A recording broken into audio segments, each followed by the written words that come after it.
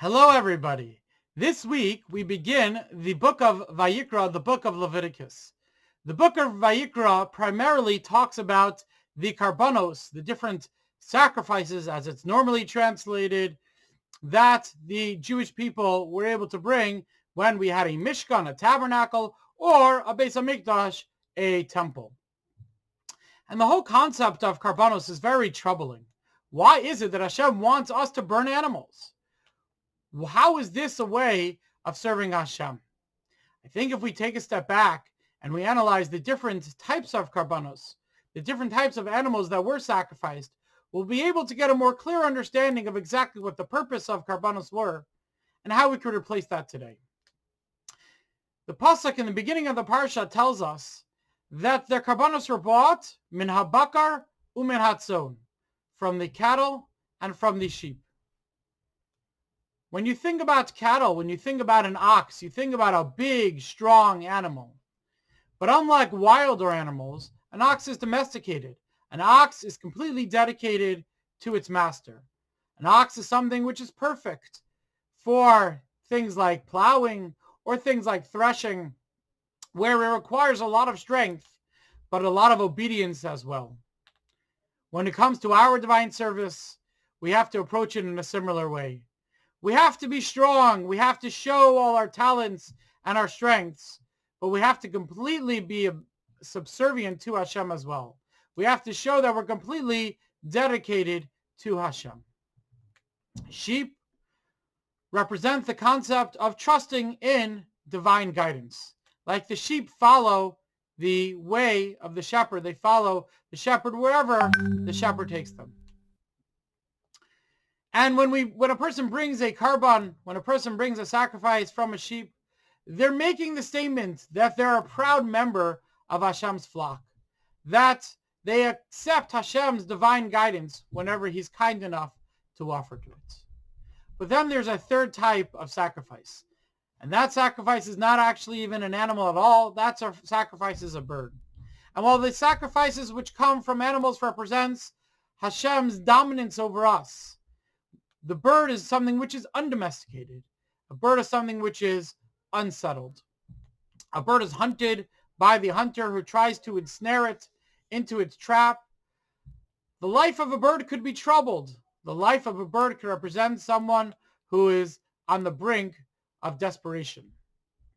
But perhaps in the troubling times that we find ourselves in today, this third sacrifice is the one which is most important and is the one that we can relate to the most. We live in times where confusion, darkness, and uncertainty are creeping into our lives, and they're threatening to take over. The light at the end of the tunnel seems to be growing dimmer every single day. But we have to realize that the life of the bird could also end in a sacrifice to Hashem. We have to realize that situations like this could also be there to help us grow our relationship with Hashem. And just like a bird, although it has somewhat of a troubling life, the bird is also free. The bird could also soar up to the heavens. In our lives as well, when we take those somewhat troubling circumstances that we find ourselves in, anytime we find ourselves in a troubling circumstance, and we choose to embrace it, we choose to survive through that, and we choose to thrive in those circumstances, then that gives us the opportunity to soar up to the heavens. The word karban is normally translated as sacrifice or offering. Rav Hirsch points out that these definitions of karban are something which gives somewhat of a false connotation of what a karban is all about. Sacrifice seems to imply giving up something of myself for someone else. Offering is, I need to provide for the needs or the desire of somebody else. But Hashem has no desires. Hashem has no needs. Hashem, when we give something to Hashem, we're not sacrificing anything to Hashem. We're not giving up anything of ourselves to Hashem. In fact, it's quite the contrary. When we bring our karban to Hashem, it's about growing our relationship with Hashem. It's about making our relationship with Hashem stronger. You know, there are many times where a person faces something which is a bigger than life situation.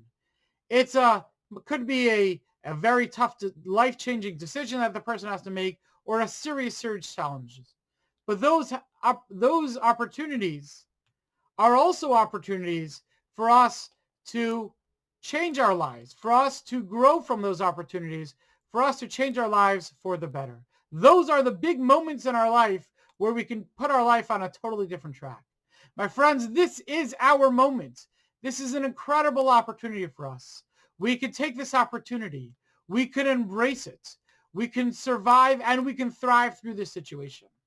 And if we can make this moment, our moment, the moment where we're going to survive, the moment where we're going to thrive, the moments where we're not, God forbid, going to distance ourselves from Hashem, the moment where we're going to go stronger to Hashem, and we're going to grow even stronger than we've been before, then this will be a life-changing moment. This will be the beginning of the end of our lives. This will be the beginning of a new chapter in our lives where we are going to be like that bird and soar all the way up to the heavens.